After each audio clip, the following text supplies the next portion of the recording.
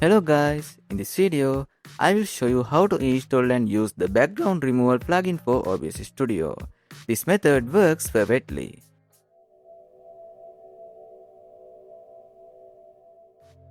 First, open your browser and search for the background removal plugin, then download it.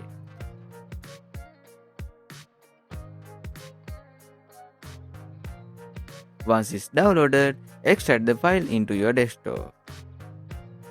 Then run the uninstall as administrator to remove any old files.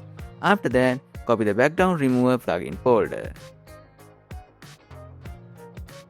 Now go to your local disk C, click on View and enable hidden files. Then open the program data folder and find the OBS Studio folder.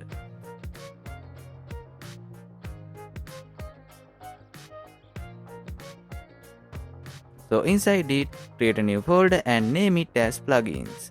Then paste the background remover folder there. Once that's done, close everything and open OBS Studio. Now select your webcam, go to filters and you will see the background remover plugin. So add it and it should start working. I hope this video helped you. If it did, don't forget to like and subscribe. Thanks for watching.